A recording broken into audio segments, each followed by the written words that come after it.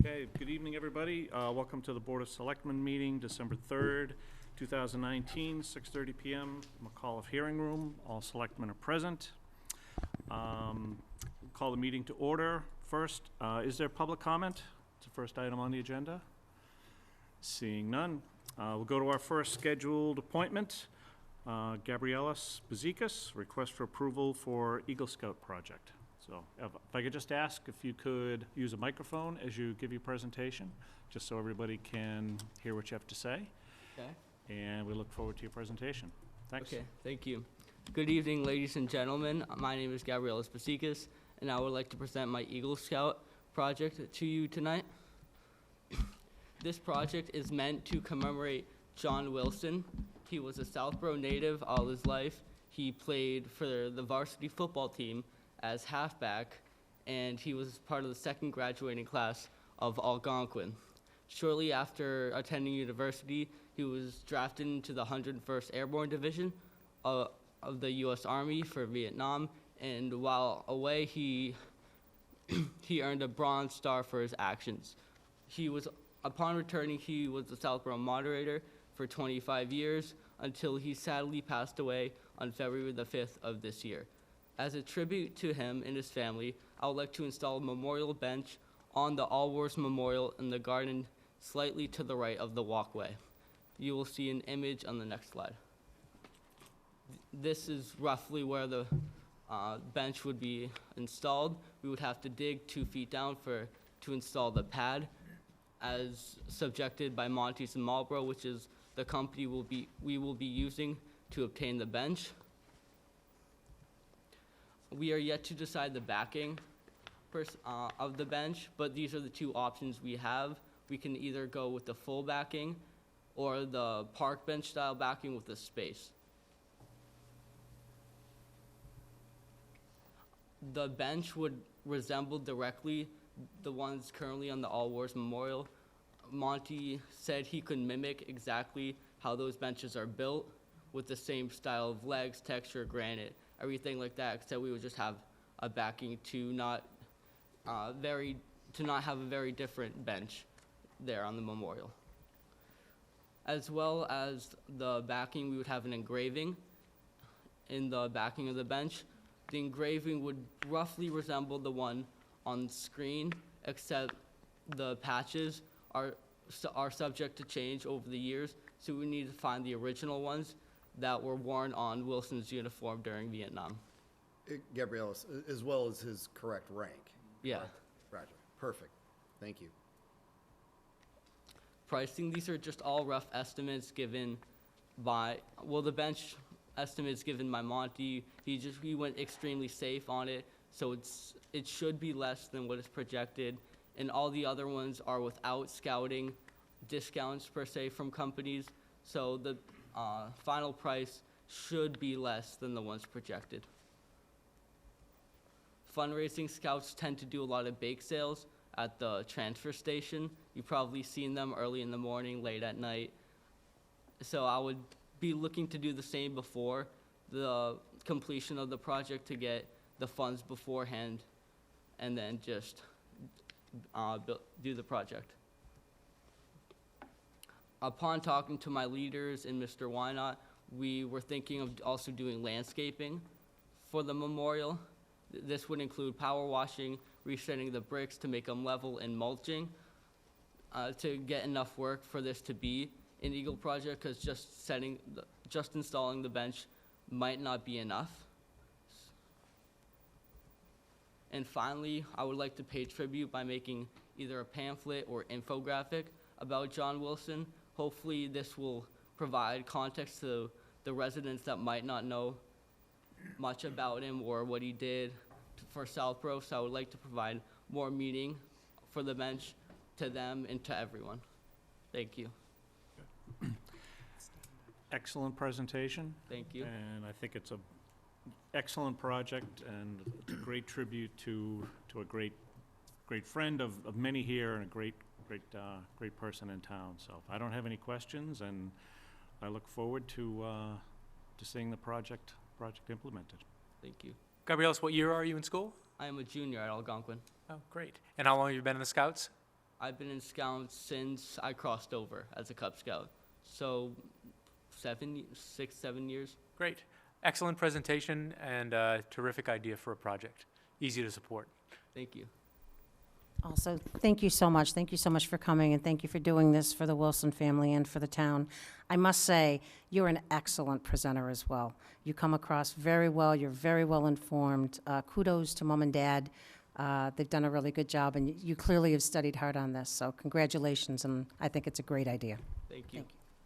Yeah, Gabrielis, I had the pleasure of working with Gabrielis a lot through email and exchanging some ideas, and he's very diligent on trying to make this happen. I think this would be a wonderful addition to the All Wars Memorial. It's a perfect spot. Colonel Wilson was there every Veterans Day, every Memorial Day for years and years. And the placement of it would be quite nice too. Looking forward to the monument, looking forward to the podium where he stood for so many years. And I think it's an added benefit that you were interested in doing a pamphlet about Colonel Wilson and his life and all the wonderful things that he did for our town, for our country. So like my other colleagues, I'm fully supportive and look forward to the unveiling. Thank you. Good project, good presentation. Quick question, when do you think this is going to be finished? Hopefully by Memorial Day of this upcoming year. Good, so unlikely to have any other timeline? You think you got enough resources, money, and time to get that done by then? I talked to the DPW, and they'll supply some of the resources Good. for the project, as well as the resources shouldn't be hard. I just have to get in contact with Monty to see what's their timeline for the bench. Okay, good. Again, great timing if that can be done. So thank you very much. Good Thank you. project. Is there a motion? I would Mr. move- Kalenda. Well, I would move that we fully support the Gabrielis' Eagle Scout project with a pending bench commemorating the life of Lieutenant Colonel John Wilson. Second. Move seconded. All those in favor? Aye. Aye. Aye. Passes unanimously. Well done. Well done. Congratulations, very well done. Next appointment, I'm actually going to jump to the OPEB audit presentation first. Brian and Mr. Elmore.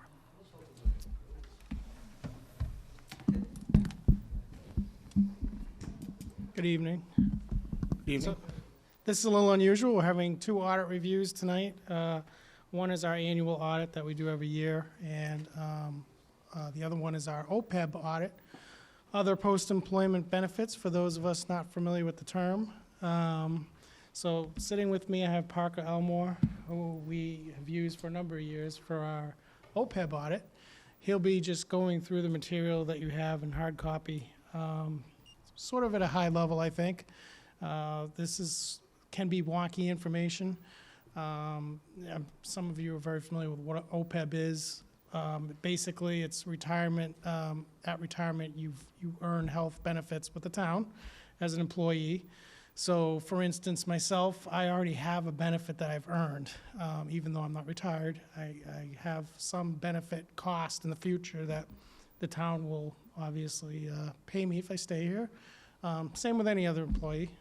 So the auditors managed to put all our health data, which is quite a bit, in a big bowl somehow, and they come out with all these pleasant numbers that we all owe. As you know, OPEB has been a big thing in the state. I think personally, the town of Southborough, we're at least on somewhat the right track.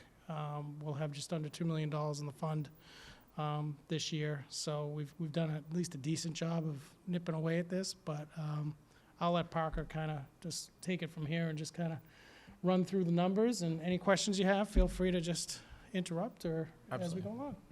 Great. Actually, before you get started, the handout that you have, is that the same one that is in the Exactly. packet? Yes. Exactly. Okay, Yes. very good. Well, thank you for having me out.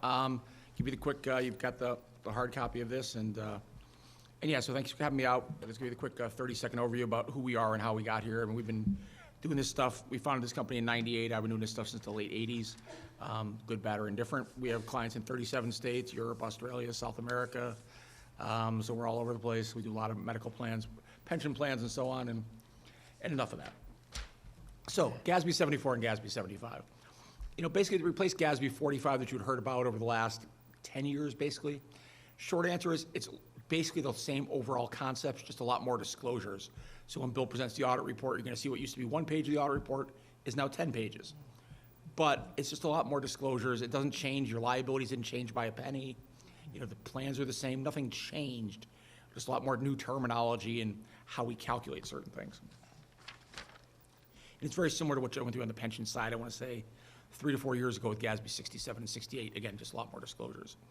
So again, I mentioned about, terminology. We have a lot more dates now: evaluation date, measurement date, reporting date, deferred inflows and outflows, money weighted rate of return, payroll.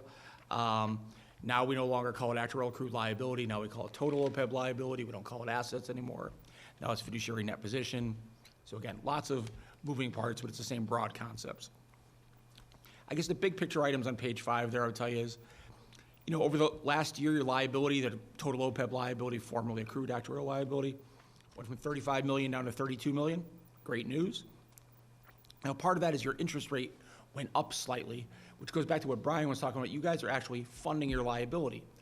Most people now are funding in some capacity, but you guys are funding at a material level. And so because of that, the way that GASB math works, you're allowed to use a higher interest rate, which therefore means you get a lower liability on your books. Because the rating agencies want to see, what are you doing? Do you have a plan, and are you actually executing the plan? You guys can say yes to both of those. You have a plan, and you're actually executing it. So when you have your rating review, that's a positive narrative you can talk about. As Brian mentioned, you got a little under $2 million in assets. That's great news, and again, your net OPEB liability or unfunded liability is about $30 million and change. One of the parameters a couple of my clients had asked me for is going, well, that's all great, but what's my liability mean? How do we compare it against my peers? And so some clients have asked for using the EQV as a measure, so you're about 1.18, which is a little less than our statewide average, about 1.8, so you're a little bit better off in that regard. But of course, whenever you have a measure, that's great for some people, then I have other people go, yeah, EQV is nice and all, but what about levy limit? So you'll see in a little bit we have one on the levy limit too, which again, you're far better than the statewide average. All right. In terms of the expensing, which in a municipal context, expense is kind of a meaningless concept. It's not like we're going, hey, our expense went down, everybody's getting a big bonus this year. This is not corporate America. We don't do things in that way. But nonetheless, your expense went from 2.4 million down to 1.7 million, 1.673.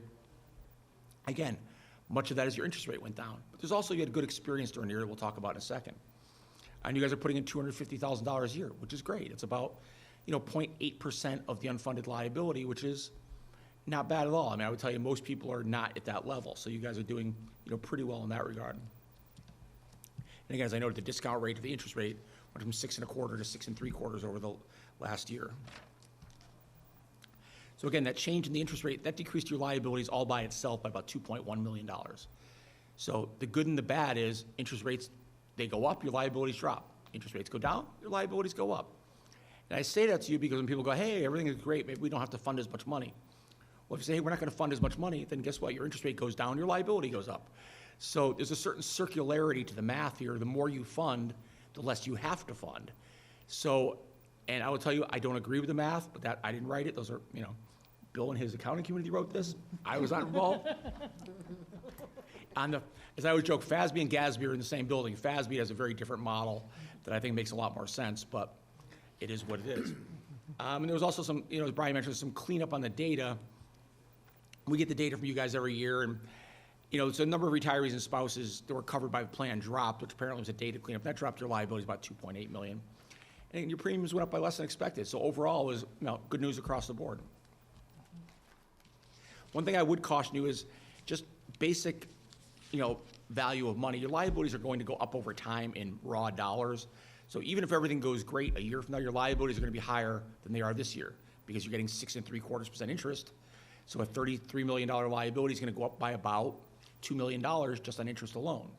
So don't, when you go, next year I come back and, hey, with the $35 million, you go, what happened? I go, exactly what I told you. It went up by $2 million. That's what is supposed to happen.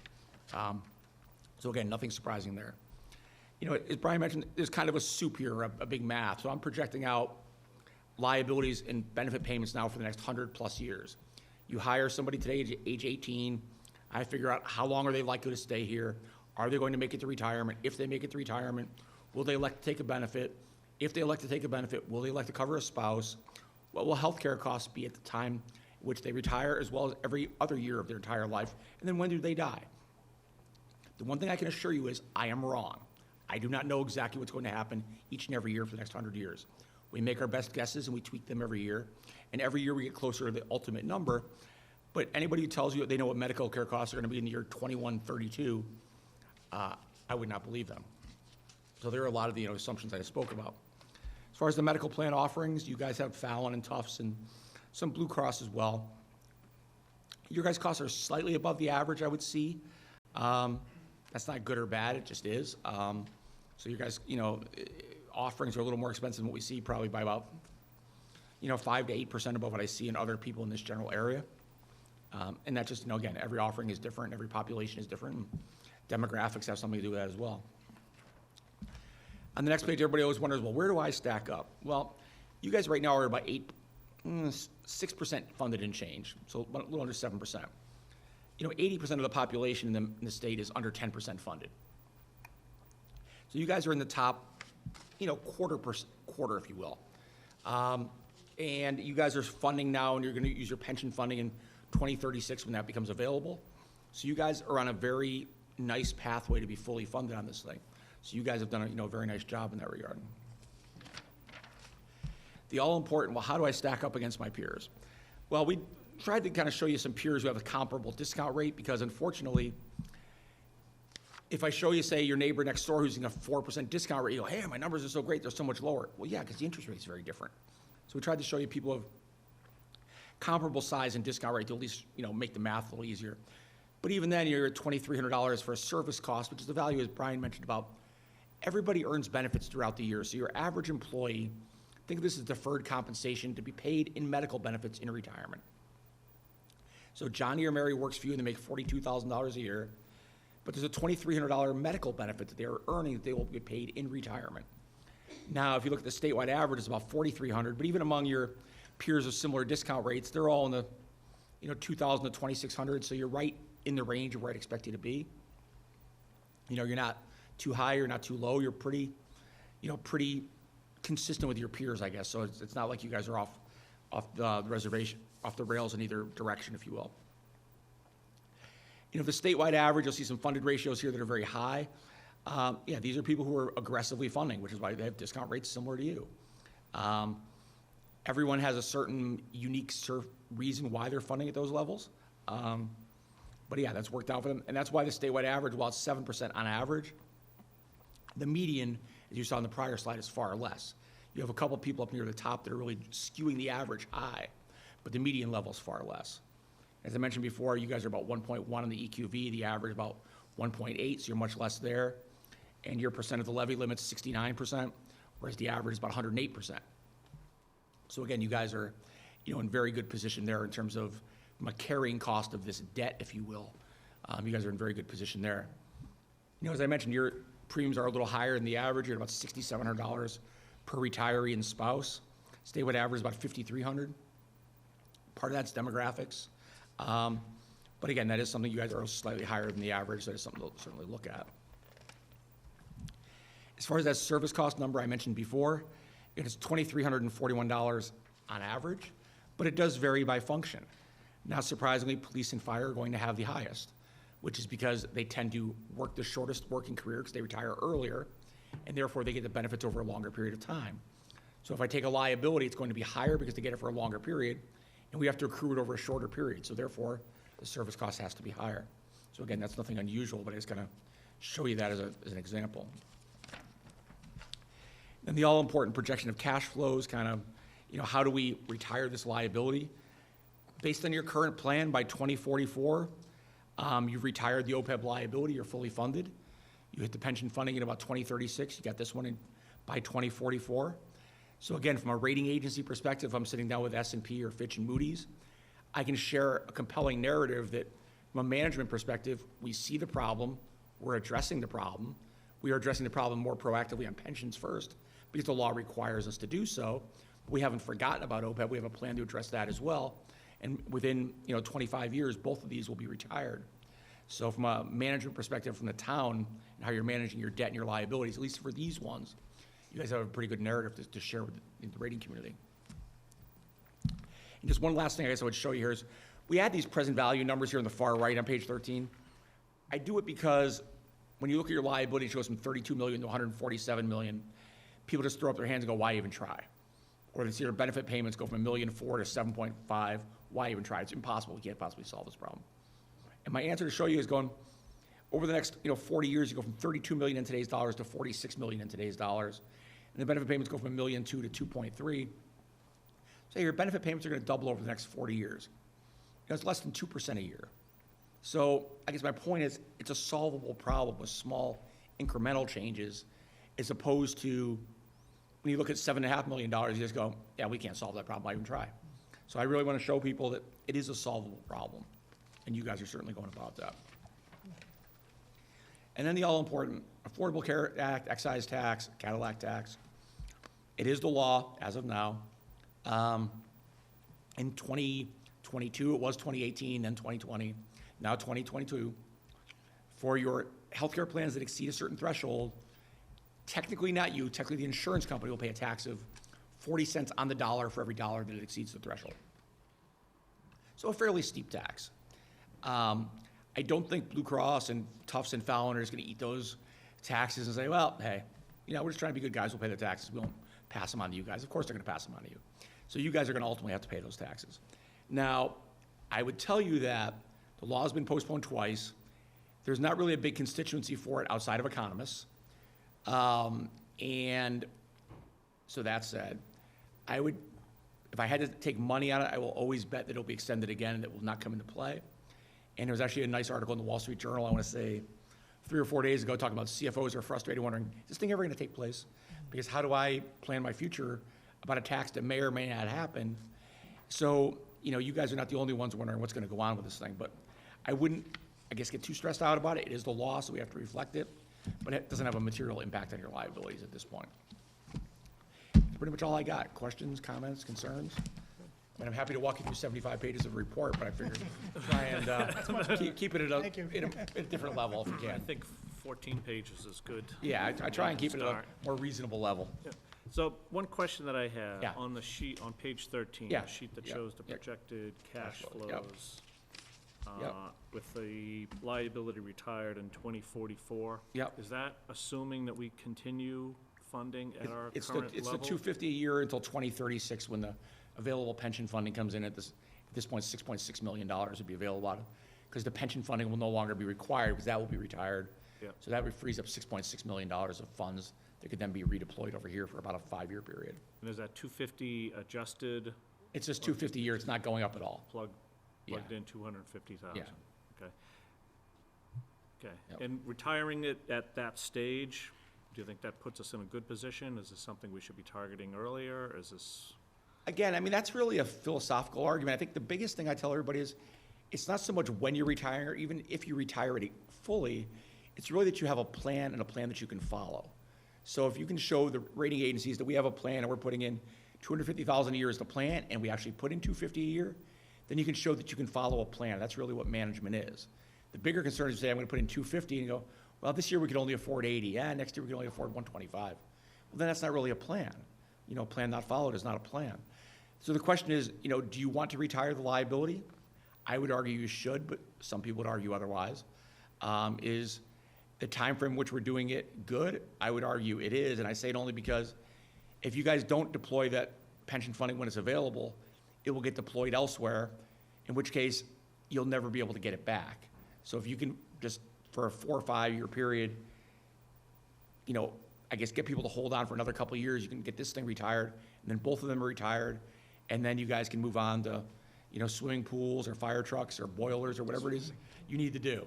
But I think if you can do that and keep that discipline, I think there's a lot to be said for that. Thanks. Other questions? Mr. Healy? Yeah, hi, thanks Hi. very much. A few things. Yeah. You said there are some towns that are skewing the average. Yeah. Are they taking some steps that, for instance, Southborough is not, that you're aware of? It's really more a matter of they're going to town meeting and telling their people that they really gotta, push the envelope here and fund. And part of this is, they have, I'm not sure what the right phraseology is, they have certain groups of people in town who are really focused on this issue and have set up groups. So they basically have like OPEB committees above and beyond, basically citizen committees, if you will, that have formed to say we need to address this issue. And so they might be putting in $850,000, $900,000, $1 million a year, and they're going to town meeting and saying, guys, we need this money. We got to retire this debt by 2035 or 2039, and they really want it gone. Whether that's the right thing to do or not is really a philosophical decision, but they have a very strong anti-debt bias in some of those towns. We're very, very concerned about it, and they're willing to bite the bullet now and raise the taxes now and do those things to do it. But it's hard. I can tell you every year when we have the meetings and I show them the cash flow and how much money they have to come up with, they're always going, that much, huh? Yep, if you want to be funded by 2039, that's what it's going to take. And so every year we go back and forth, but they go to the meeting and they get the money. So they, I guess, really hammer the point home to the taxpayers and the town meeting folks that if we're going to be fully funded by 2039, this is what we got to do. So in terms of additional steps, really the only, at least that you're aware of, the additional step that's available is to change the amount of money that's put in on an annual basis. There's really the state of Massachusetts precludes a lot of the things I do in other states. So in the state of Massachusetts, you really have, as far as the plan goes and reducing the liability side of it, because you can only adjust this two ways. You either adjust the liability or you adjust the funding. Those are the only two ways to really shrink the shortfall. On the liability side, the state, you guys can go after the plan, say, hey guys, we're gonna change our Medicare supplement plan, and we're gonna change the drug coverage and slash that. You can absolutely do that, and that will adjust the liabilities, 100%. But those are real live human beings. You're gonna be cutting their retirement benefits, and you can certainly do that. Or you can say we're gonna set aside more money. Those are really the only two ways to shrink that shortfall. In other states, I do things about private exchanges, I change eligibility, I vary contributions by age and service. There's a lot of things I can do in Michigan and California and Texas that I can't do here. But that's the state law, and good, bad, or indifferent, that is the law. So that's what we have to operate in. Okay. Is there, can you give me an example of some of the towns that are addressing it more aggressively? Sure, I mean, I'm just curious of again, what their profile is. Sure, I mean, it was on that page, I can bring it back to you. I mean, you'll look at like Needham for one. Needham is putting in, netting about $3 million a year going into the trust. They put in about $6 million, take $3 million back for benefit payments, so they're netting out about, $3 million net contribution into the trust. Wayland is about $850 a year going into the trust, for a comparable liability to you. Holden, I don't remember off the top of my head, but I want to say it's like $350 a year going in for them. Lincoln's like $750, so these are towns putting in very large amounts of money, given the size of their liability. So, and again, I'm not, none of these are what I would call poor towns. But that said, we've run the math on it, and I've tried to, look at funded ratios by, by EQV and, per capita EQV and things like that. And I did not find really a correlation between, say, the wealth of the town and the funded ratio. I've got towns you would argue are less wealthy, that they've just made it a thing, they're gonna fund this thing. And I've got towns that are very wealthy, that have extremely low funded ratios. They've just decided we got other things we gotta do. So there's not really a correlation, I guess I would say, between town wealth and willingness to fund. It really comes down to want to, is really what it comes down to. Okay, and I guess, then the last question has to do, you mentioned a formula. I mean, right now on the track we're on, of course, that there are a bunch of assumptions baked into that. Kinds, yep. And it sounds like the two most important are the interest rate. Yep. And I guess, well, you already talked about it, the liability side and the funding side. Those are gonna be, if for some reason one or the other either spikes or goes down dramatically, that'll have an impact. Yeah, I mean, certainly, you're not funded enough to where I would argue in the short run, investment return is terribly material. If the market dropped by 20%, went up by 20%, it's not really gonna skew your funded ratio much. What's gonna hurt you is medical care costs. If they explode, that's gonna be a problem. If they don't, that will be wonderful. If people retire early, you start seeing a bunch of people saying, hey, I'm gonna get out of here at 55, that's gonna seriously jack up your OPEB liability. Now, that might be great for other reasons for the town, because maybe now you can replace people with, you know, lower paid people, and it might be great overall, but from a purely OPEB perspective, that would not be helpful. Okay. So there's a lot of moving pieces, but it's really, again, it's when do people retire, what the medical care costs are gonna be, what share you charge them, and then again, you know, the big, you know, elephant in the room is what's the federal government doing in healthcare? You know, they could make things a lot better, they can make things a lot worse. And then the state government as well, but the feds, I think, to some extent, they're gonna drive a lot of your liabilities up or down over the next, you know, 5 to 7 years. Okay, so the 2044 number, I mean, the $250,000 we put in a year, there's nothing magic about that. No. That's the number we've decided on. Correct. And what you've said, and it sounds reasonable, is from a rating agency perspective, and at least in terms of the variables that have been taking place lately, Yep. it's been having a positive effect for us. Correct. Is there an easy formula, for instance, if we either go up or down, but if you went up $100,000 or $200,000 a year or down some amount, is there an easy formula that would tell you how much that would accelerate your payoff date, again, assuming the same variables? I wouldn't say it's necessarily an easy formula, but we can kind of do the math on it. You've got an unfunded liability about $30 million. You're putting in $250 a year for the next, you know, 20 years basically until the pension funding becomes available. You know, again, if you were to put in an extra, you know, to say double that amount, say you put an extra $250 a year for 20 years, an extra $5 million going in, it's certainly going to shrink the number by a year or two. The pension funding is really the big ticket item for you. Okay. Because if you look at that, you know, funding ratios again, back on page 13, you know, in 2039, as the pension funding is just starting, you know, you're at 69% funded. In 2034, before the pension funding starts, you're at 18% funded. So it's really that backloading of the pension funding is what's getting you there. If it's not going from 250 to 350, is not going to have a material impact. If you want to go from 250 to 750 or 850 or $1 million, absolutely. But 250 to 350 is not going to have a hugely material impact on things. Okay. All right. Thanks very much. Ms. Brush? Thank you. Very good report. Thank you very much.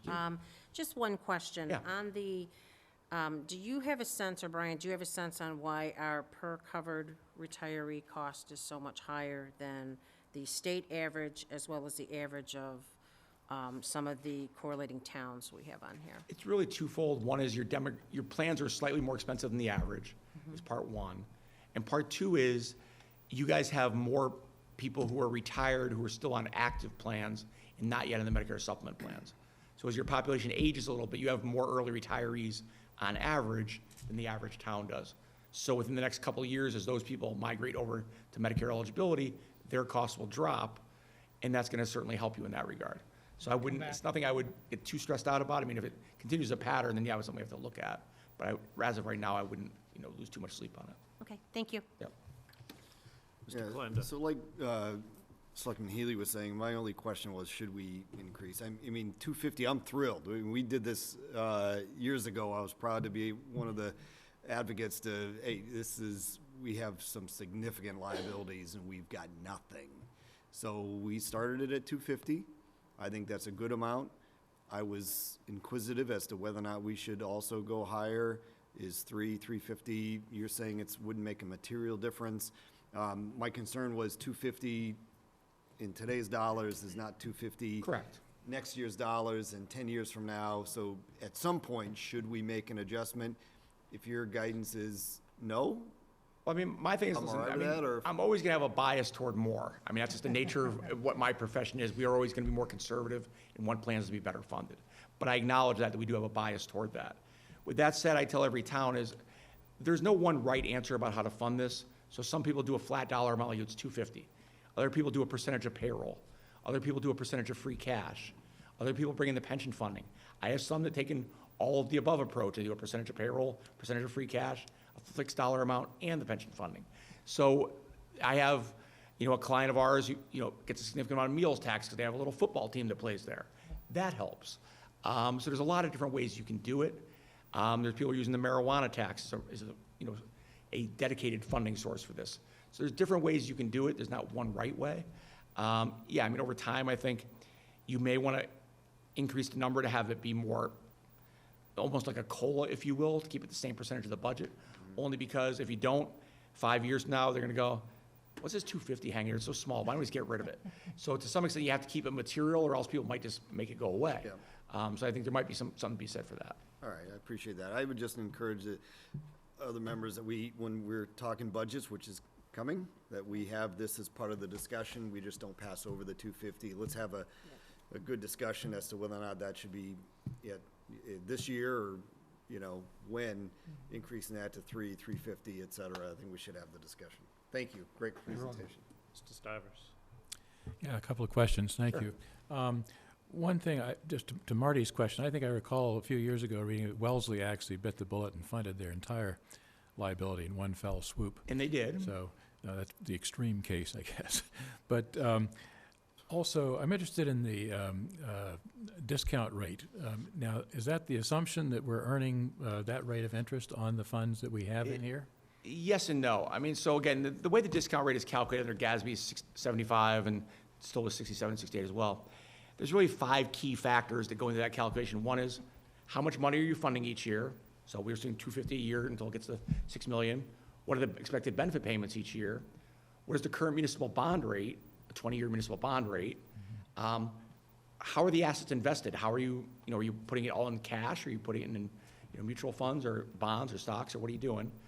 And, and then, beyond all that, it's a matter of just the underlying, the plans themselves. What's medical care costs going to run? So we do all those things. We put them all together and we calculate it out. Now, for you guys, the biggest driver is the expected rate of return on your assets. So if you guys were to decide to become more aggressive, maybe you could get this to 7%. If you guys decide, hey, the market last couple of days been a little bit rough, forget about us. We're just going to go to cash.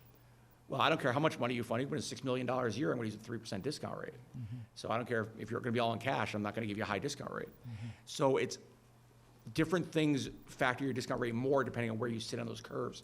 For you guys, because of the amount you're funding and the current level of your assets, what you currently have, your investment allocation is really the prime driver.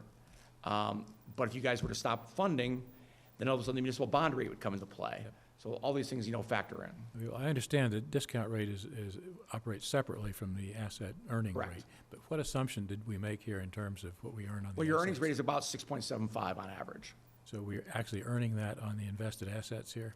I have no idea what you're actually earning. I know what the projected earning is. The actual earning isn't really relevant to the calculation. I'm surprised that's so high. Is that, Brian, do we actually earn that on our We do. invested funds? This is through the state pension fund or something? Or No, what? this You is guys are through, Bartholomew, right? yeah, we're with Bartholomew. Yeah. Who Who does? handles the trust funds? Bartholomew. They're one Okay. of our investment firms. Okay, So it is stock-based, mutual You fund-based. guys are about 70%, 70-30 asset allocation. Yeah, that's it's not great. cash, That's great. for sure. I guess, to Dan's comment, my take on this is that I think it's important for us to be on track, given where the state thinks we need to be, et cetera.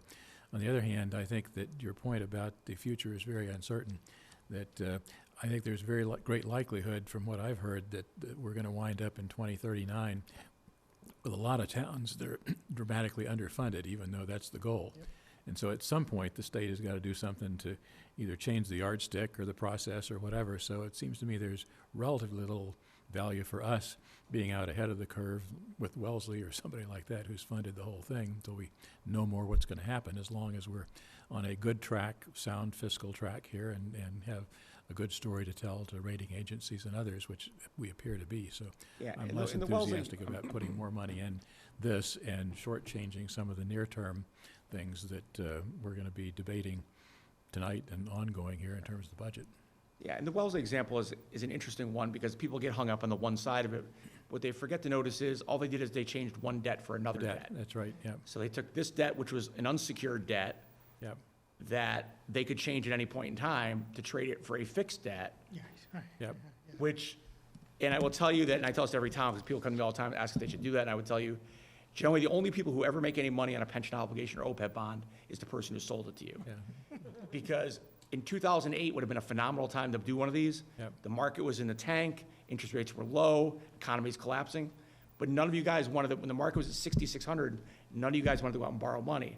Now the market gets to 27,000, now everybody wants to go borrow money and invest it.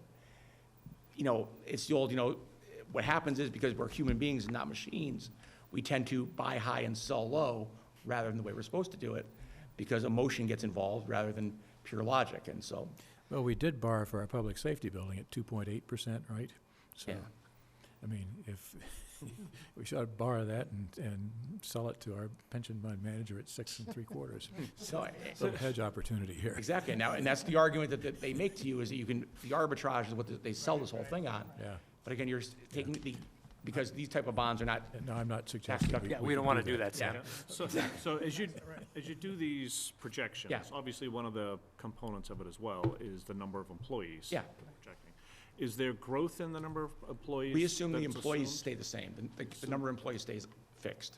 So So- people leave and they get replaced. All right, so just, and we're not gonna solve it tonight, but, you know, as we move ahead into the budget season, we're going to see that there is a request by a number of groups for increasing in the staffing levels. And while each one, you know, taken on its own, you know, has a lot of merits on a department-by-department basis, in aggregate, it's not only impacting the budget and the tax increase for next year, but it's also then impacting the projection in the numbers here.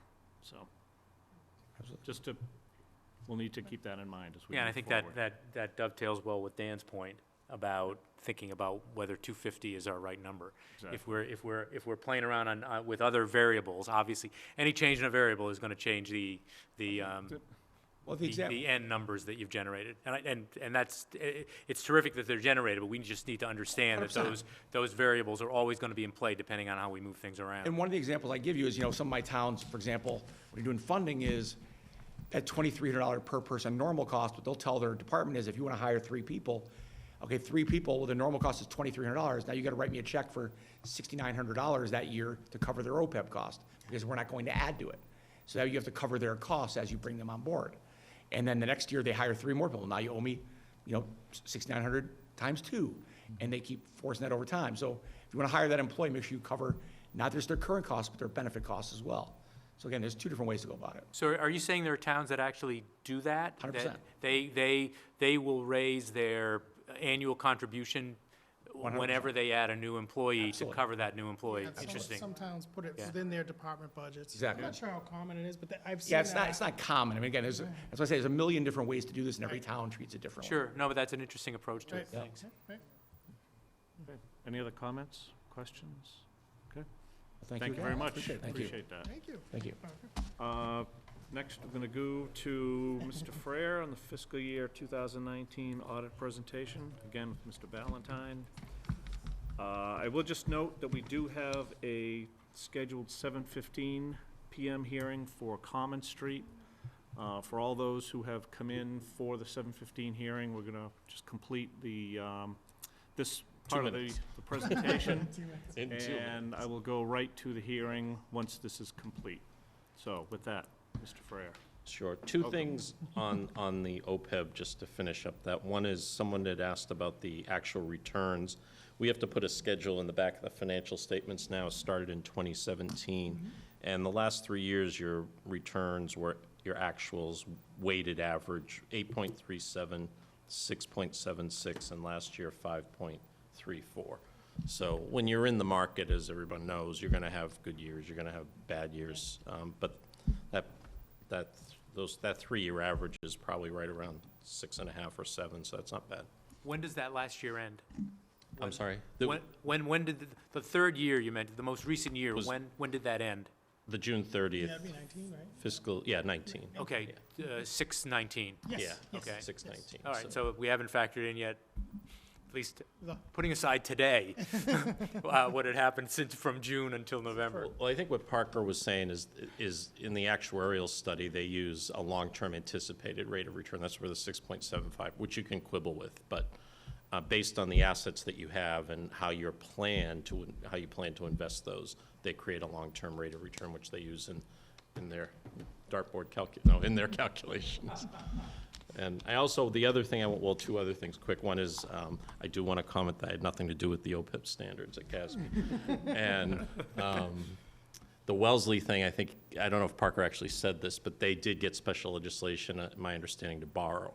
So it was basically saying, well, instead of having this number that we may or may not be able to fund because of, political issues or whatever, we're borrowing, we have to pay the debt. So they kind of locked it into the budget that way. That was my understanding, anyway. All right, really quick, we'll just get right to the number. The audit went fine, as usual. Pretty status quo from 18. I would say the biggest change was the public safety project.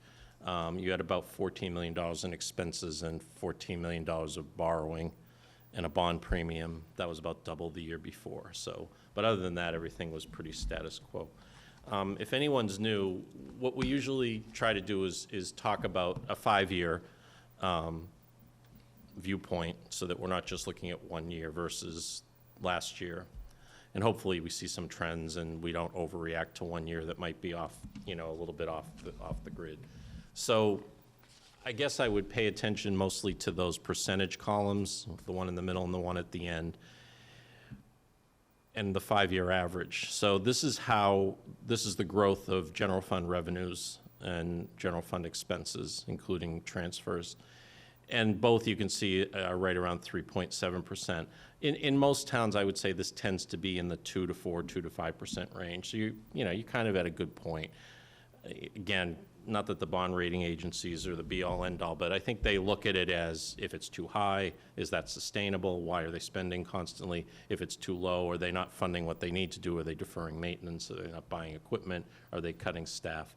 Any time a town is, like I said, in that 2 to 5%, I feel good about that, and I think the bond rating agencies do. In terms of just talking about 19, because obviously those numbers are much different than the other years, it was your first year for the public safety debt principal and interest that drove most of that. On the revenue side, you also had a good year with collections, building permits, and a really good year with investment income. You didn't have a very good year in 18, and in 19 you had a good year. So those three things, primarily taxes, but building permits went up and investment income went up. The expenditure increase that was a little larger than normal. Besides the debt service, there were more road projects, and you purchased an ambulance. So unless anybody has any questions on that slide, we'll quickly go to the next one. Okay, kind of two separate things here. I tried to simplify this, believe it or not, a little bit. That first column of dollar numbers, I used to have more than one column here, but it was basically trying to show you every year you go into town meeting, you plan to use some surplus, free cash, overlay surplus, whatever that is. Then you have your year, you have your results. So this is the net difference between what you thought you were going to use to fund the budget. Let's say it's $1 million versus what your actual results were. When it's negative, you weren't able to replenish that entire $1 million. So 15 and 16.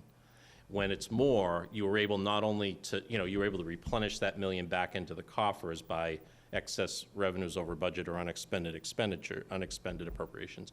You can see that 3 of the years you were pretty close to just replenishing what you used, so then you had it again next year.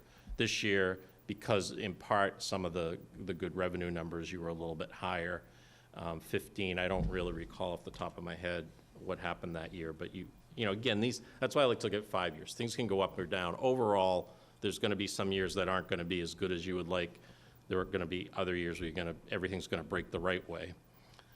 The thing to remember is every time you go into town meeting and use X amount of free cash, if you don't replenish it, either because you've got some room in your revenue estimates or you don't spend all your budget, you're not going to have that money when you go in next year. So one of the good things here is I think you've moved away from using all the free cash on the operating side and targeting more towards capital. So that's a little more discretionary if you have a bad year. Oh, well, we don't have the $1 million this year. A lot of towns try to keep a base of, if you use money towards the operating budget, maybe keep that at $500,000 and then play with the rest through a capital plan based on these ups and downs that can occur either because of the economy or because you just have a good year. When you're factoring in free cash, are you talking about both free cash and stabilization, or just free cash? Just free cash. Okay. Just free cash, yeah. Okay. And the other two columns, sorry.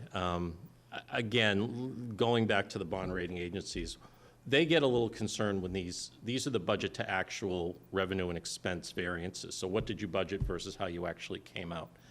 And if these things get too low, they'll be concerned that when you have a bad year, either because of an economic downturn or just one of those years where nothing goes right, you know, you have a terrible winter with a lot of snow and ice money, and, you know, motor vehicle tax collection, uncollected taxes go up, or people don't buy cars. So they like to see this. I always say there's no hard and fast rule, but kind of in that 2 to 4% range combined. So in other words, you might have a bad year, like this year.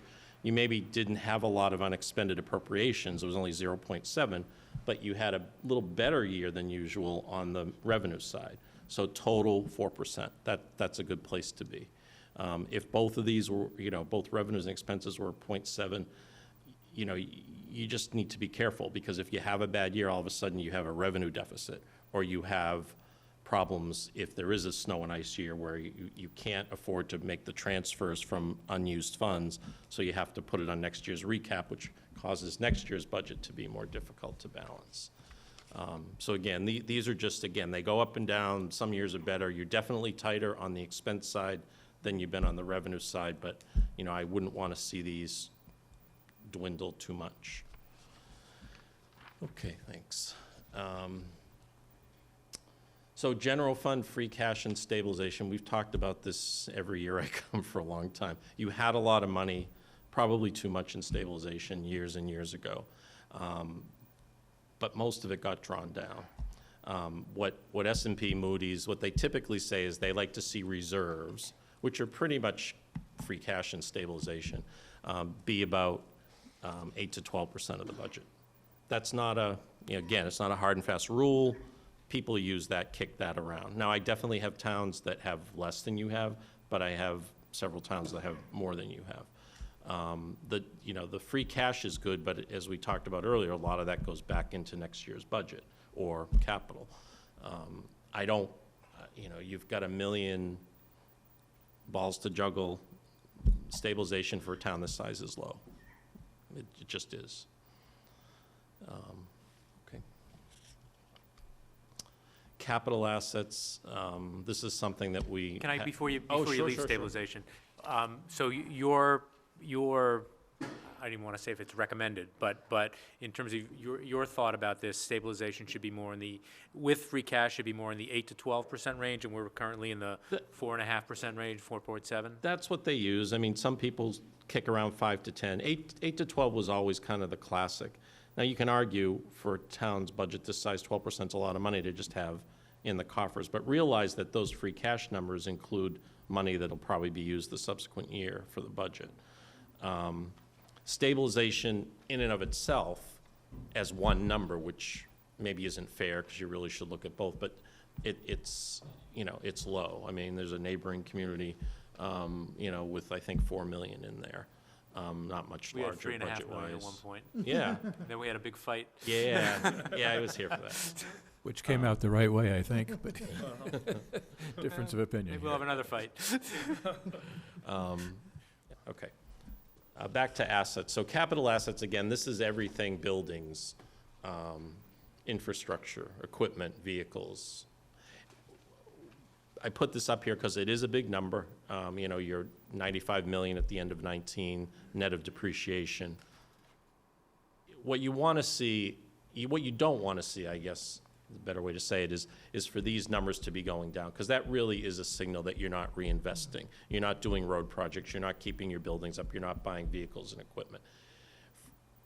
For years, you really didn't have any big projects. So these numbers were, you know, were up and down, but there wasn't a lot going on because, as we all know, if you've been around here long enough, you had those huge school projects back in the 90s, which are probably soon going to be on the horizon again as time flies. But this is, you know, the big jumps from 17 to 18, 18 to 19 are primarily the public safety project. But in general, you've been reinvesting. If you saw, absent any big projects, these numbers consistently going down, the S&P people would look at that and say, you know, why aren't they buying more capital? What are they deferring? That's always a big thing with them. Are they deferring maintenance? Are they deferring replacing things because they have some problem that precludes them from doing that? You've, knock on wood, really never had that problem. So overall, these are also good numbers. again, because it's such a big number, I just kind of pick and choose some numbers to throw up here. Debt is such a big number, and for the longest time, your debt was just going down, down, down. Most of it was related to the schools. A good chunk of that was being reimbursed every year by the state. You know, your debt at one point when the buildings were done was very misleading because it was a high number, but the state was kicking in a lot of that. So your net debt was never really anything unusual for a town your size. It's going to creep up now because of the public safety project, and I'm not sure if there's anything else big on the horizon. But you're still in a very good place for a budget this size. You're in a very good place. And then the last, I think it's the last slide.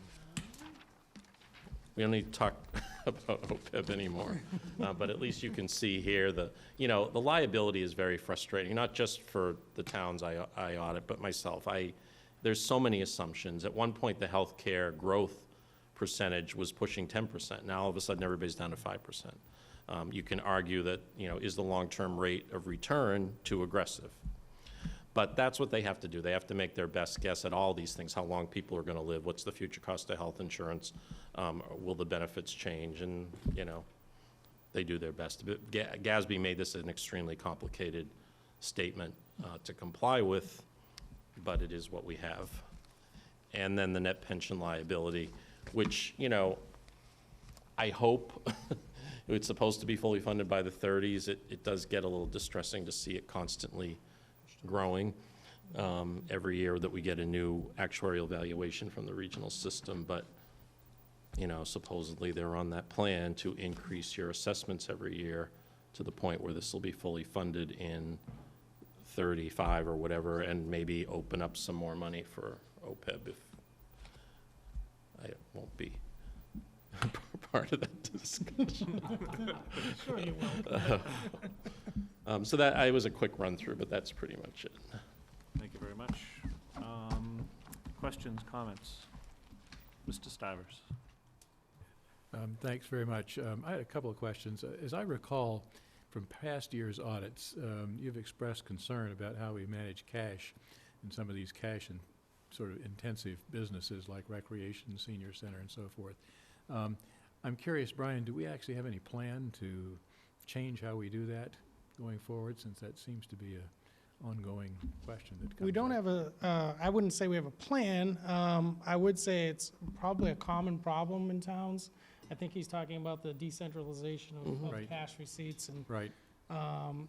we've tried to attack it more by having like mini audits for like myself, the town accountant, to kind of watch closely some of these departments that collect cash and, Right. and other items like DPW, Council on Aging, with, a library, certain off-site.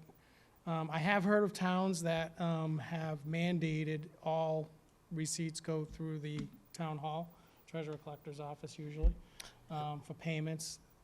There's a cost to that. And people get clearly an unhappy. inconvenience for that, Yeah, because get people do unhappy. not want to come up here and when they can do their business other places. So Right.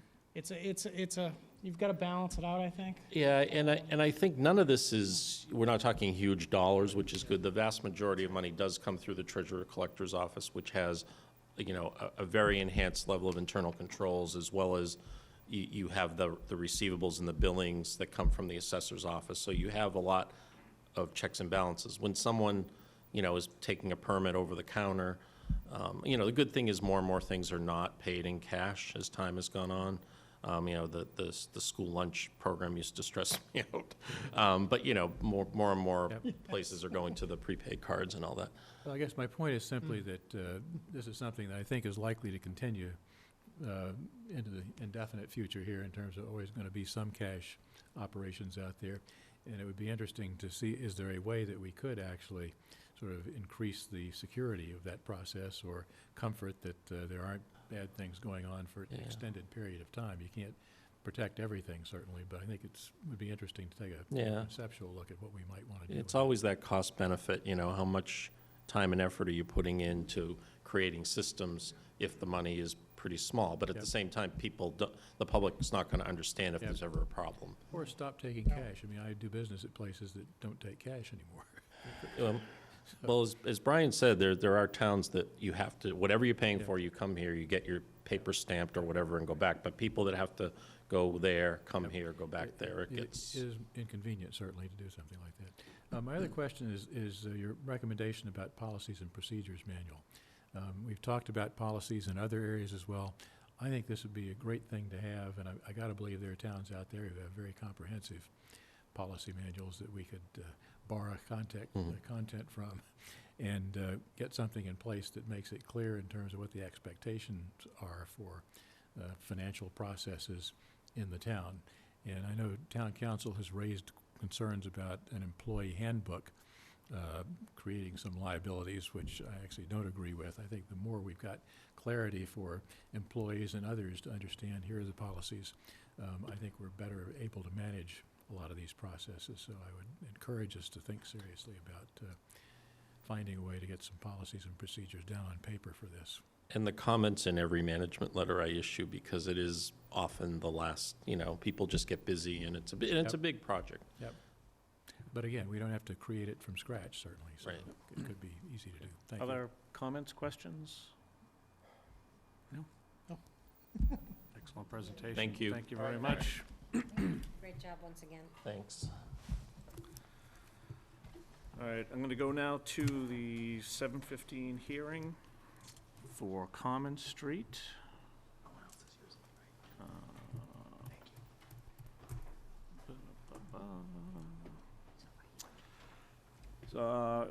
Start by reading the legal notice of the public hearing. Town of Southborough, the Southborough Board of Selectmen shall hold a public hearing on Tuesday, December 3rd, 2019, at 7:15 PM in the McAuliffe Hearing Room at the Southborough Townhouse, 17 Common Street, Southborough, Mass., to consider changing the eastern end of Common Street to a one-way street from the library to the townhouse.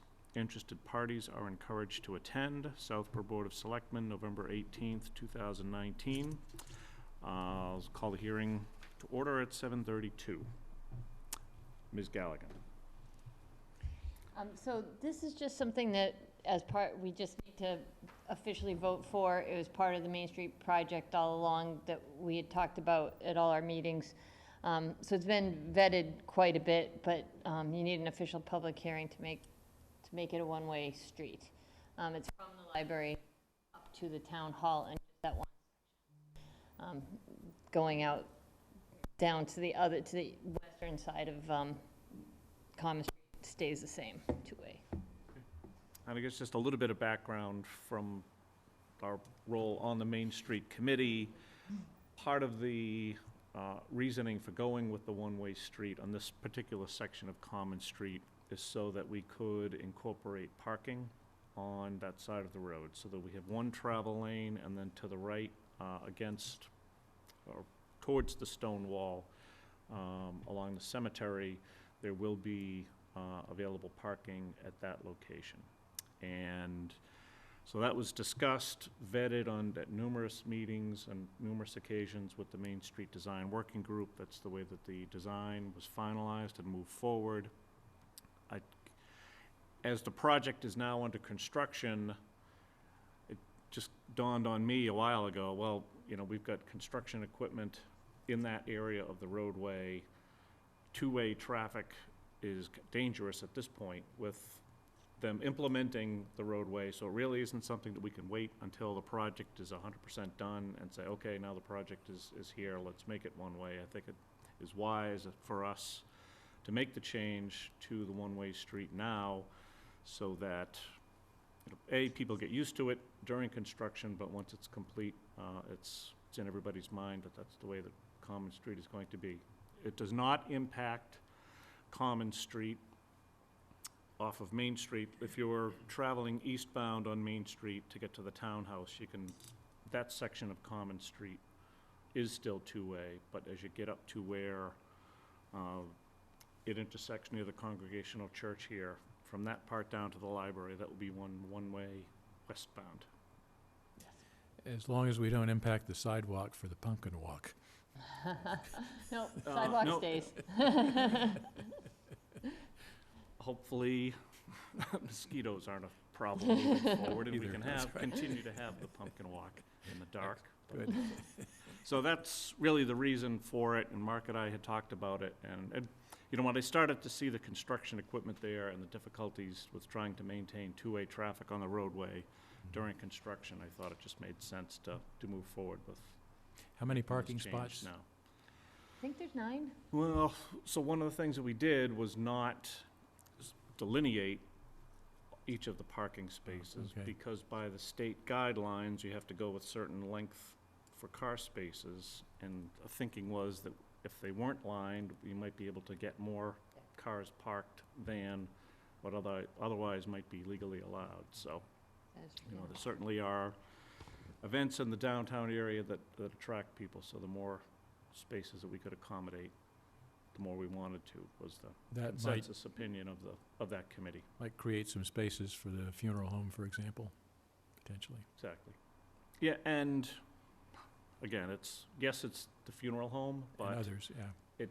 it serves everybody. Yep. You know, everybody in town benefits, you know, by being able to park if they need to attend services there, so. So with that, any comments from the public? I guess, any other comments from the board, questions? Mr. Healy? Yeah, just to kind of paint a picture, Karen, for people that down near the library, the turn itself is going to become more of a 90-degree turn than the sort of ramp that currently exists, correct? Correct. Okay. There's going to be a pretty decent additional slice of green space projecting out from the library side of the street. Correct. Okay. The memorial will not be adversely impacted in any way. Right, that's It's not space. touched. Yep.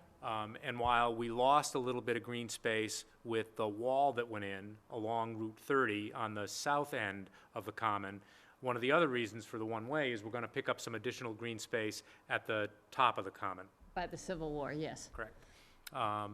So it's going to look a little bit different than it does now.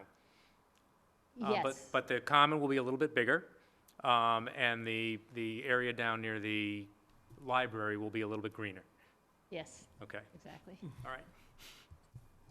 Well, I would imagine in my time in Southborough, I've very rarely seen a car go the other way down that street anyway, so I think this is just, I've done it. It's not, it is not recommended. so yeah, I think this is a good practice, so. I actually thought it was one way. I've never gone down it, I guess, oh, Marty, I don't know. Maybe I'll try it tonight. I'm only going one way at a time, though, so that works. Yeah. All right. With that, I'll move that we close the public hearing. Second. Move second. All those in favor of closing Aye. the public Aye. hearing? All those I'll make a motion then that we approve Common Street as a one-way street from the library to the townhouse. Second. Moved, seconded. All those in favor? Aye. Aye. Aye. Opposed? Passes unanimously. Thank you. Thank you. Karen, while you're here, Can I just Aye. ask one quick question, Brian? Yes. I'm sorry. When will that take effect? Is it immediately based on this vote? Better not drive Right now. down. I know, You that's why I'm cannot- asking, I want to make sure, So so. if the police are watching, they're gonna be looking for Okay, us to thank you. be driving the wrong way down that road. I wasn't sure if there was a time frame that we had to wait, Nope, but, it okay. is, and I think that's one of the questions that we had was, you know, what exactly is the process that we need to go through to make it one way? Right. Because if you look in the town code, there is a listing of all of the streets that are one-way streets in town. So I presume now that somehow Common Street will get added to that list. Okay, And the thank you. question we had was, you know, does this require town meeting approval? And the advice from town council is, it's just the Board of Selectmen vote, so. So need some signage. It'll take a little while, but, Well, the signage is part of the Main Street project. Yeah. So there's no change. So we'll put some temporary up. Oh, temporary, yes. okay. We'll try to get it up this week. Thank you. While you're here, could we jump to other matters? Item A, consideration of the warrant article for reducing thickly settled speed limit, just so we can get Ms. Galligan on her way. So this came up from discussions on the Pine Hill Road project, and, you know, abilities, inabilities to change speed limits in the areas. And I think by adopting Mass General Law, I forget exactly what it is, 17C 90 or, Chapter 9017. I'm close. We would have the ability to implement a different speed limit. So, and this is something that requires town meeting action. So, again, knowing that we are closing the warrant for the town meeting next week, our next meeting on the 17th, is this something that we want to include as a placeholder? You know, we don't have wording yet for the article, but do we at least want to include a placeholder for it so that we can be in a position to get warrant language in place and present something to town meeting in April? So that's the reason that we have this on the agenda tonight. So I don't know if there's anything else you want to add, Karen? No, I think I'm actually just explained it really well. Okay. Thank you. Ms. Braccio?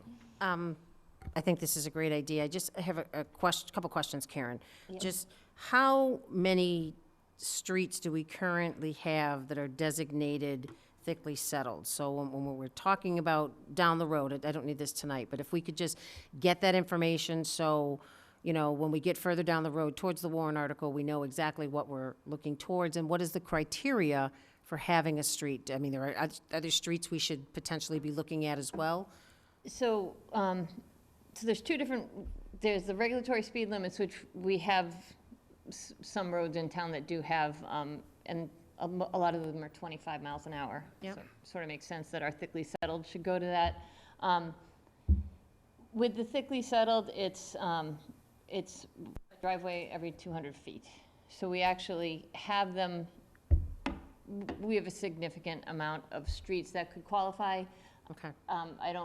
We don't generally post a dead end, like a cul-de-sac or anything. We wouldn't, I think it's hard to get up too fast above 25. But even if it's not posted, it just becomes the standard. But we post a thickly settled to remind people more on like the through streets.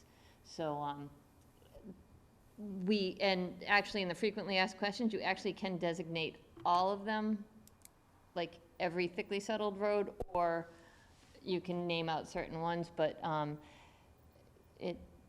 that debate just doesn't seem like it would be worth it, and it would just make sense to that anywhere it's thickly settled, that should be the speed limit in the town. We don't have many wide roads that don't.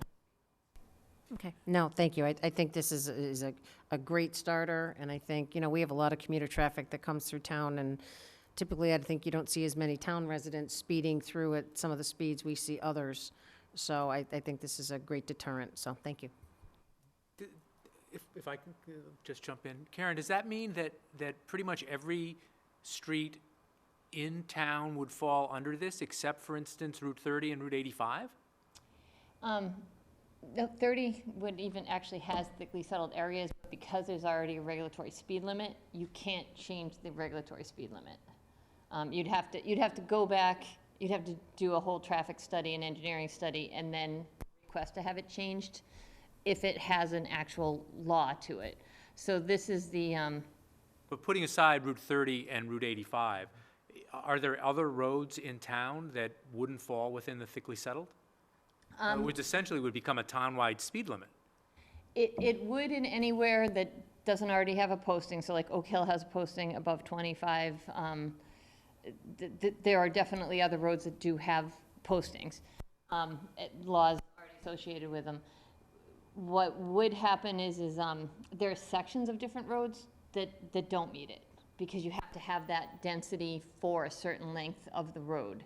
And then that section, you know, so the whole road isn't automatically thickly settled. So Chestnut Hill Farm Road, Chestnut Hill Road, that would not end up being able to have one. Okay, so I guess going to Ms. Braccio's point then, somewhere, somehow, is there going to be a listing of exactly which, it sounds like the easier thing would be the roads that would aren't. not be impacted. Yes, and again, it kind of comes down to, we normally wouldn't do a cul-de-sac, but many of the cul-de-sacs are thickly settled, so it's sort of a, it would be, we can do anything you want, but as things develop too, it then also, like you add a house and all of a sudden you could be on a thickly settled road just because you just didn't have that density. Yeah, I mean, I think it's a great idea, to, if nothing else, to be more specific about what the speed limits are on the particular roads. But thinking ahead to town meeting, we gotta know what is in and what is out. Okay. I mean, that has to be clear. Yep. So, I that, mean, you know, it is one of those things, like, new drivers seem to know the rules the best. And, you know, when you're in a neighborhood, if you remember, or last time you taught someone to drive, you're like, go 30. There's no speed limit, go 30. So that now you just would, in our town, you'd say, go 25. So And that's basically what we're doing there. Marty, I think one of the state law says that if the average distance between houses is less than 200 feet for a quarter mile or more, so if there's a section of a road where that meets that requirement for the average, then that is defined as thickly settled. yeah, again, it goes back to my can- point, just to we can know figure what that is out. going to be Yeah. included in and what would Yep. be, again, it sounds like the shorter list is what wouldn't fall Wouldn't under fall, this yes. definition. Okay. So I think this is something where we're not, I don't want to invent the wheel with this, and I know that, I'm sure that there are other communities that have implemented this and adopted Like this so Framingham, far. And yeah. I think it'd be worthwhile for Mr. Purple to reach out and maybe through the Mass Municipal grouping that he has, if there are, other communities that have done this, let's get some good examples that we can use What they as found. starter points for that warrant article. I have a question about this. I mean, we talked previously about also doing the safety zone thing for 20 miles an hour, where there's a corollary piece of state law that we could adopt, that other towns have adopted, to define safety zones, which is actually nebulously defined in state law. So it would give us another tool to use for areas to be able to recognize particular, problems, dangers, et cetera, in areas that we could use if we chose to. Not that you have to do it any place, but it would be, seems to me to be useful to consider doing that as well, so we've got two options here. I don't know. Same process, accept the state law, town meeting approval, and then see what happens in terms of specific neighborhood issues. Do you recall specifically what What section it is? section that one Yeah, is? it's chapter 95, section 32 or something. I can find that one pretty quickly. So maybe that's something, if you could just get that information to Mr. Purple, so Yep. for our meeting on the 17th, Yep. we could Okay, have that in place, and happy to. again, as we're discussing placeholder articles. Well, I'd rather not act on that tonight, but if we can, Okay. maybe yeah, take a the- look, the take a look at sa- that for the 17th. The safety zone, although somewhat nebulous, is not, there are 3 standards that you have to meet for it. There's a minimum criteria, and there's some frequently asked DOT questions that DOT has, and that's one of them. You have to have a vulnerable group, and you can't be on a state road, so New England Center for Children, you can't have one. It's chapter 90, section 18B. Okay. So, So, but I can pass that along to everybody so you can see what that is. I mean, it's basically school zones generally, which we've already set, so. All right, well, I guess if you could get that to Mark, we Yep, can maybe will get do. that on the Yep. agenda for the 17th, and Yep. as we discuss the warrant, we can discuss that one as well. Actually, let me just add, Karen, do you think it's a good idea? The yeah, The 20? 25. 25? Oh, I think She the said 25 yes. is a very good idea, yes. Okay. All right. I would be comfortable just taking a position to consider, putting a placeholder. I don't know that I need all that much more information. Is there a Um, second to that motion? Second. Move seconded. Okay. All those in favor of including that for the warrant?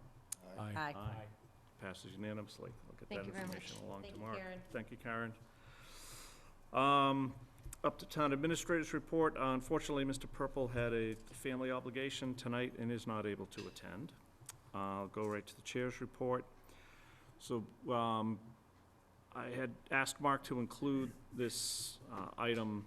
This is a follow-on from the meeting that we attended on the open meeting law training, where it discussed executive session minutes and that there ought to be a periodic review of those to determine which ones are in a position to be released, which ones are in a position to be released fully, which can be released but need redactions, which still cannot be released. So what I would like to do, I think, well, we have not gone through this since this board has been constituted, I know that. So I'd like to have Mark go through each of these sets of minutes, get in touch with Labor Council, Town Council, other council as necessary with the specific items that are impacted. He can make a recommendation to us. I think it's going to require an executive session meeting to hear that presentation and the recommendation from him on which ones we think are ready for full release, which ones with redactions, which ones can't be released. So I'd like to get Mark started on that exercise anyways, in consultation with town, labor, and other council as necessary. The other item we had discussed at our last meeting, the contract renewal for Chief Paulus.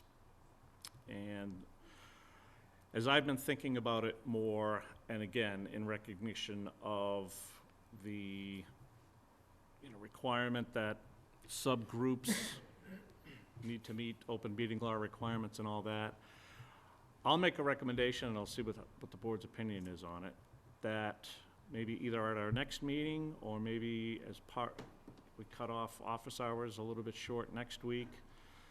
But as a group, and Mark, we all meet with Chief Paulus, and just have a discussion, maybe get his current contract out to everybody ahead of time, review it, and just have an open discussion with the chief on how, we would like to move forward. And from there, we can, identify where we're in agreement, where we may need to have a little bit of work, and we can move from there to start to work towards the next contract. And have all of us do it rather than try and get in that situation of, I've not done this with these contracts before, but it seems to me it would be useful for us to have a starting point in the sense, does Mark, for example, typically come up with, here's my recommendation for these things need to be changed, or these things need to be added or removed or whatever in here, to at least give us some idea of what he sees, not only for this, but compared to, he has access to what's going on in other towns as well in terms of things that, versus sort of starting with a blank slate or what the chief wants, which we certainly and I'm listen not to. saying it's starting with what the chief wants, because, I think that it would be starting with what we want as well in Yep, that discussion with the chief. I think in the past, it's been Mark and, one or two other members of the board to have, with the, consensus of the board as to what the best representation is, to have those initial discussions. And, then the final recommendation is brought forth to the full board. Okay. But I think it's either one of us Right, or yep, all of us. yep. So, So let's do all, yeah. Well, let's have that discussion. So, practice has been, and I think it's been a good one, that, they're not 3 and now 5 people all, having individual discussions with the chief and with Mark and all coming up with 5 different ideas. If we want to do that, that's fine. I mean, usually it's been one representative. I think it's normally been Mark and the chair would have those discussions, and then, okay, at least there's, a much smaller working group, to get this. I can't imagine this is going to be overly complicated. I don't want to make it overly complicated. Yep. We could all, regardless of whether, if it were to be, say, the chair or one of us, and Mark and the chief, then, obviously the others, anyone can come up with ideas at any time they want. But to me, and also maybe in fairness to the chief, do we really want 5 people coming at him, all with different ideas, and who's he gonna, what idea should he go with, what idea shouldn't he? Mark has done this, you know, for a career. Chief has done this a few times. Anyway, I think it may make more sense to have a much smaller group work out what both parties would like to see modified, and then bring it to everyone, and we have that robust discussion. That's my thought. Yeah, I kind of agree with that. That's how we've done it since I've been on the board anyway, is someone's met with Mark and you get together and you both have your expectations and then you come back to the board with, say, what the chief is looking for versus, you know, potentially where the town is looking for, and then you have that general discussion. It's kind of a starting point. So I'm with Dan on this one. I don't know that for an initial meeting, we need all 5 of us members there. That's just my opinion. Mr. Healy. Yeah, I don't have strong feelings either way. I guess what I do have a strong feeling about is, and I think it was Mr. Purple who brought it up. I guess what I would, I mean, obviously the town's going to have the town being us, is going to have a position in the negotiations. But I guess the first thing I'd like to hear is exactly, are there pressure points that the chief is interested in talking about? Because I think a lot of it is going to be relatively easy, but are there things that are either of concern to him or that are new that he wants in or old that he wants out?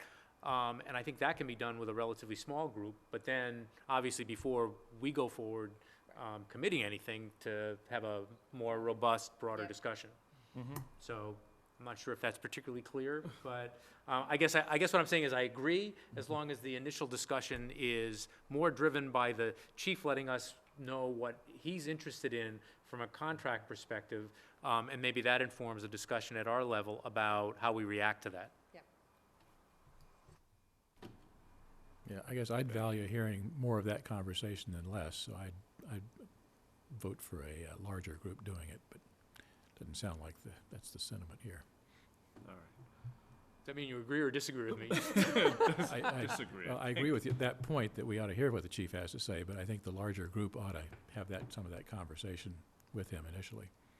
Because I'd like that context. Oh, even at the front end? Yeah, I'd like the context Okay. at the front end, so I understand more of that before it gets to the full board discussion in public for the thing. Well, I will suggest that Mr. Shea have those initial discussions with the chief and Mr. Purple and kind of map out where the parties are, and then suggest that we are informed and have a more robust discussion and again, anyone can bring up issues that they want. Again, I've done this a number of times. It isn't overly complicated. I don't want to make it overly complicated. I think that process has worked well for us, and I would suggest it continue. I agree. So I'll second that. So I'll second that. let's move seconded. All those in favor? Aye. Aye. All No, opposed? Opposed. Opposed. Thanks. Passes 4-1. So I will reach out to Mr. Purple and Chief Paulus, and we will get that rolling. And the last item I just wanted to mention under my report was credit to everyone at the DPW, the unsung first responders. While many of us were at home watching the Patriots game Sunday night, me by a fire, they were all out prepping and hitting the roads so that they could have all the roads passable for us. So appreciation to the DPW folks for their hard work over the last couple days with this quick introduction to winter that Well we've said. had. So that's all I have. Any other reports? Dan, do you want to report on the gobble wobble, or do you want, I Uh, think it should be go- reported on. Yeah, I agree. Go for it, and then I've got a couple other things. So. Okay. So the gobble wobble was on Thanksgiving morning, and, over the last several months, I've had the opportunity to be over at the rec department, and it seems like there's an awful lot of energy over there, and that very good things are happening. And that was confirmed on Thursday morning. This was their first big event, our new rec department, and they did a terrific job with an assist from Doreen Ferguson, who couldn't let it go. She was back for at least one more time. I think they had either just north or just south of 1,000 runners. You know, the weather cooperated. It was a terrific event. It's just cool. It's a great town event. And, you know, kudos to the Recreation Department for making it better every year, and kudos to the 1,000 or so folks from Southborough or surrounding environs who showed up on Thursday morning to run. It also raised an awful lot of money through the Friends of Recreation, so terrific event. It's amazing how many other out-of-town family members and friends join in as well, so it is a great event. Excellent. Other reports? Mr. Kalenda? Let's see, I was unfortunate that I couldn't be at our last meeting, so I think I'm going back a little bit. But Veterans Day was a great event in the town of Southborough again. We had a really nice turnout, especially with from our scouts and members from Algonquin who sang, people from the band who played taps. I mean, it was really well done, very nice event. And then after that, I was honored to be asked to speak at Algonquin Regional High School they have what's called Operation Tomahawk, which is a club that is run by students for veterans who are in need. They will go and do meals, for veterans who need it. They'll do clothing drives. It is a great student-run organization. And I was thrilled. It was packed. There was about 600 people, students in the assembly. Steve Wynott, who's our VFW commander, spoke. I'm now the American Legion commander. I had an opportunity to speak, and then we had great questions from the students at Algonquin. That, to me, was the most fun, was the back and forth with the students. So a wonderful event put on by our high school. And then recently, I had the opportunity to witness our public safety professionals in action.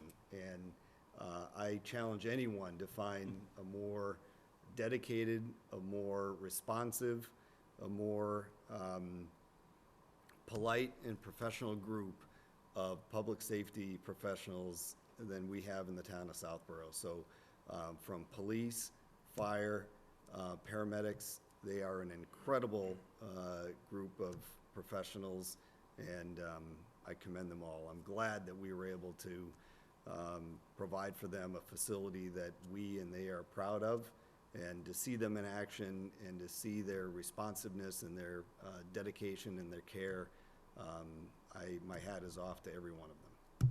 Well said. Thank you. Anything else? Not Okay. here. Consent agenda. I am going to request that we hold on item C. We do not have a recommendation as yet for that, so we'll push that off to our next meeting. Any other items? I'm going to hold E as well. I have a question about D. I'll hold D. I will make a motion to approve items A and B. A, approval of regular session minutes, November 26, 2019. B, the annual renewals of alcohol, Class 1, Class 2, common victualler, and entertainment licenses for 2020 per the list that's in our packet. Is there a second? Second. All those in favor? Aye. Aye. Aye. Passes unanimously. Item D. Mr. Can I ask a Stivers. question about C that we're not going to do tonight? Sure. Is the thought that they are looking for someone who is an environmental law specialist? Correct. Okay. And we're working with town, so the initial outreach is to town council. Right. To get his support to assist them.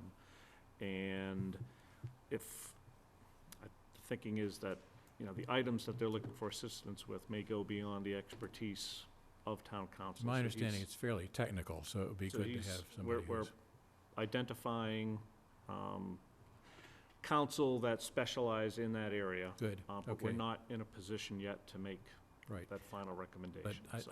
think it's important to look in that direction, so that's good to hear. Thank you. No, and again, we needed to get the agenda posted at a certain time, and we thought that we would have the recommendation complete, but unfortunately, Okay. that will have to get pushed off to our next meeting. No problem, thank you.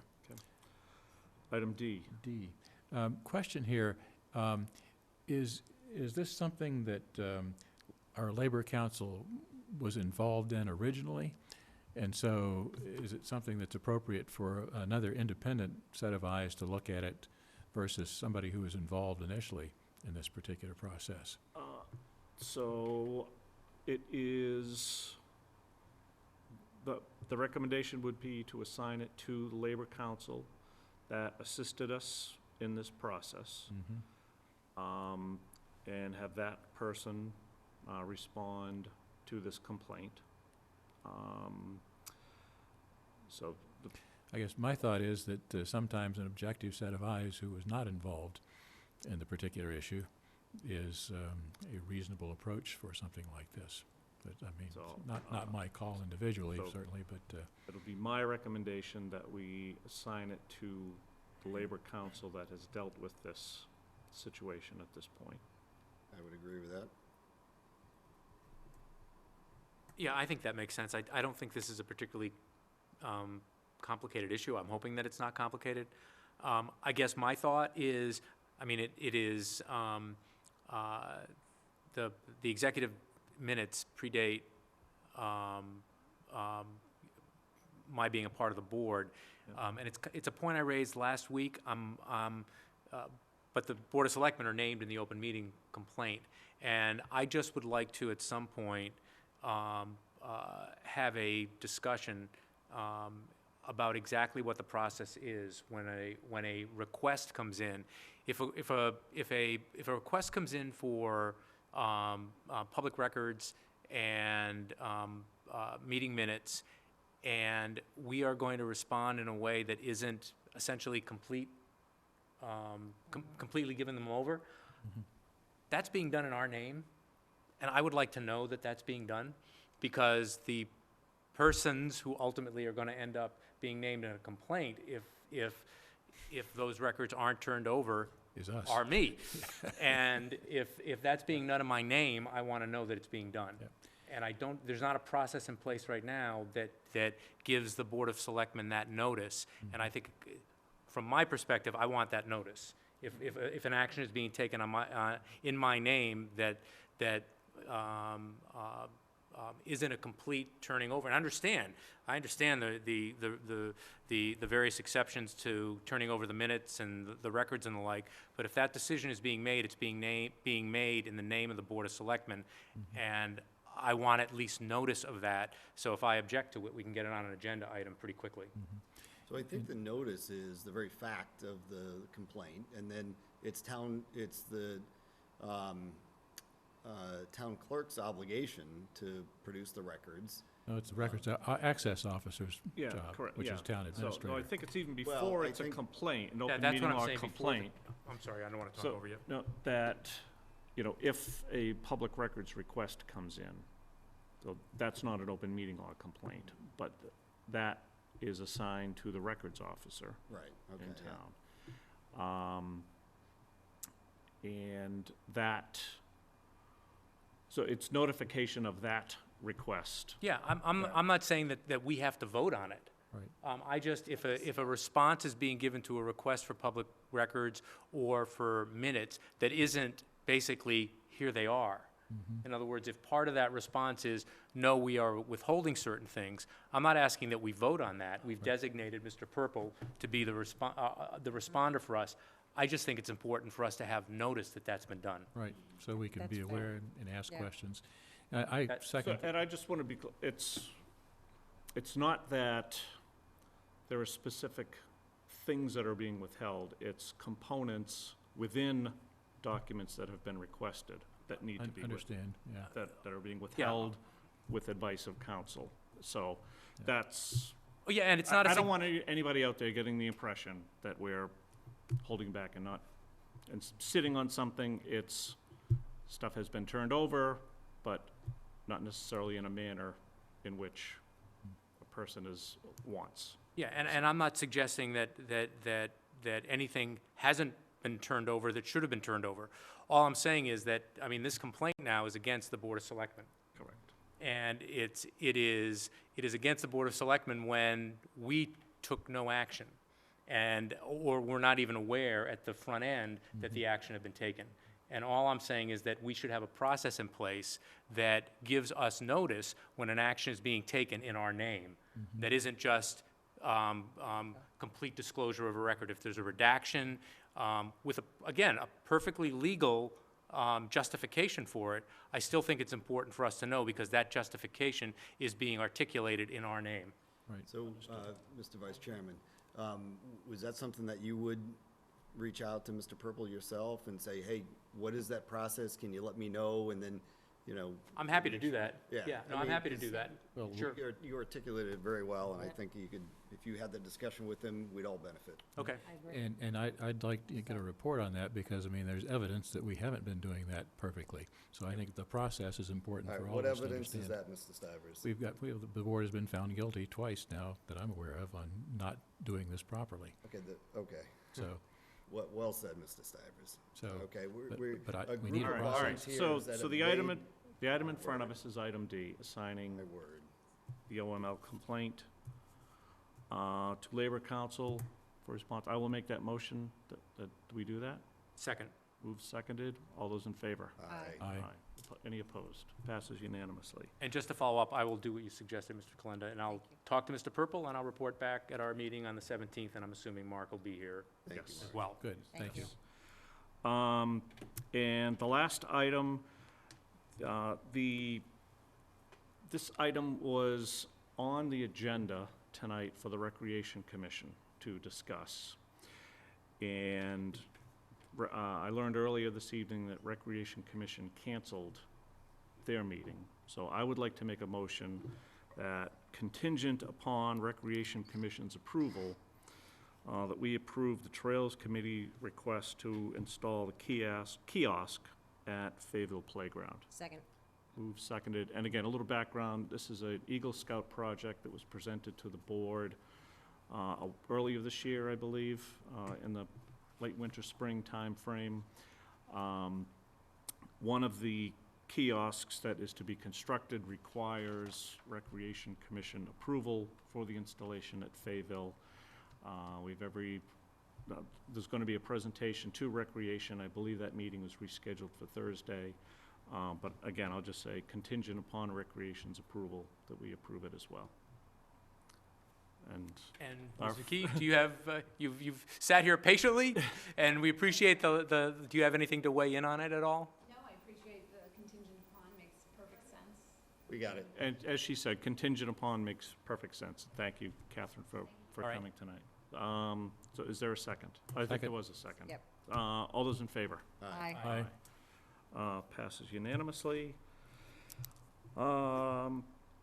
Is there a motion to adjourn? Second? So moved. So moved. All those in favor? Aye. Aye, we are adjourned.